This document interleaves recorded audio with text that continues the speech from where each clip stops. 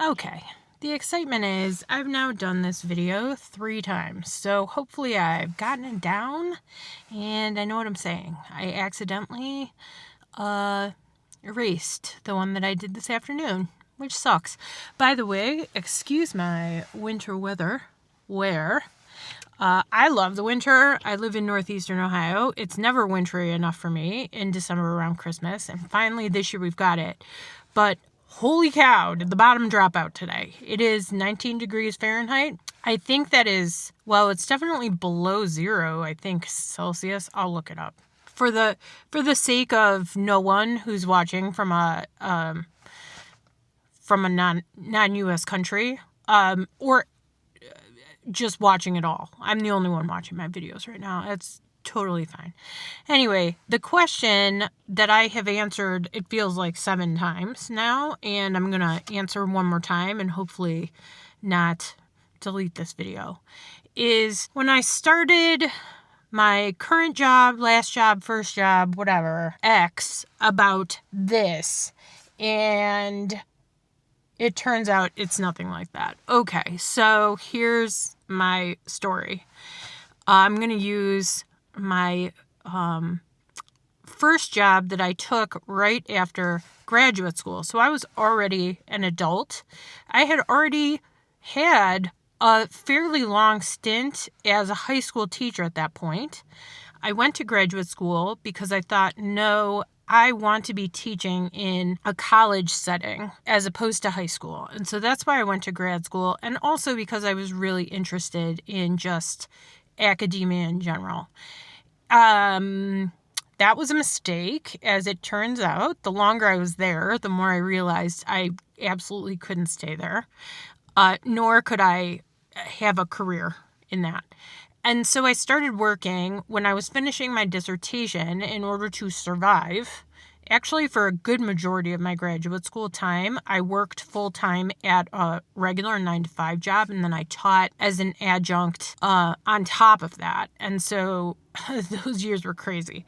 But here's the thing that I learned in the job that I took while I was in grad school. And it was the first job that I had outside of education. So up to that point, my school career was, I think, pretty typical in that it was focused, when I was a student, everything was focused on achievement. Do the best you possibly can.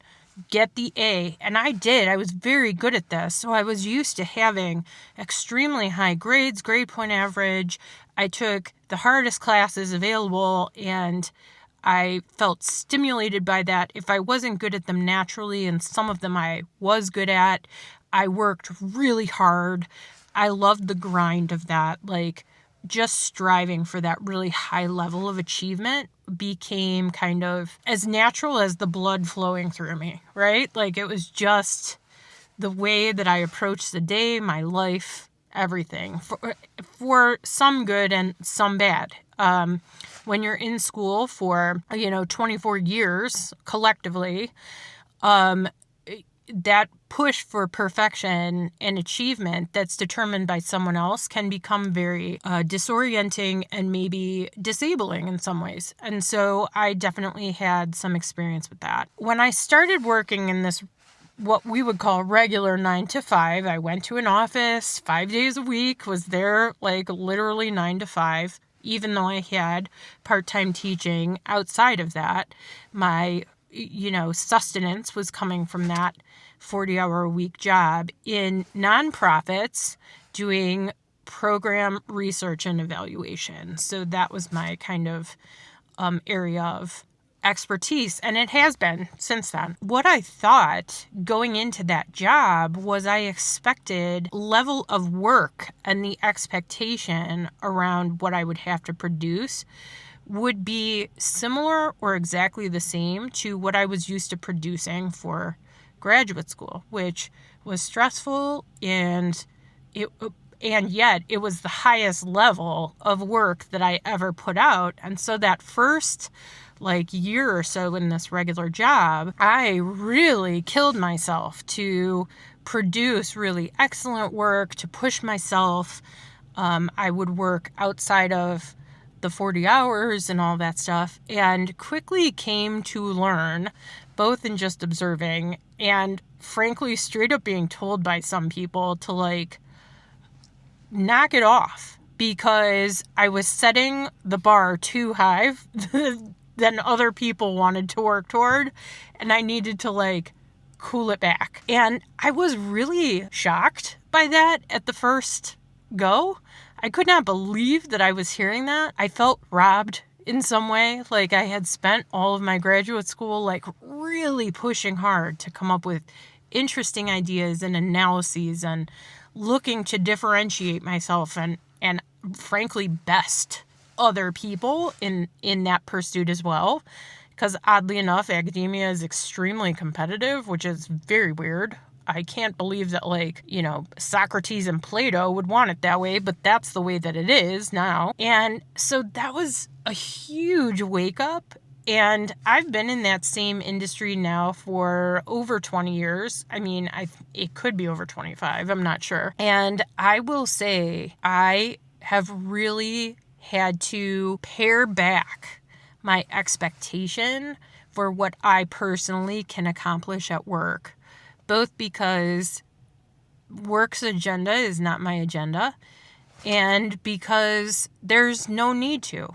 There's no mechanism to recognize work at that kind of level, and nobody wants to work that way. And I think there's a certain amount too of when you are in school, there's a finite endpoint. And so you're pushing to get to that end point, either the end of the school year or the end of the term or graduation.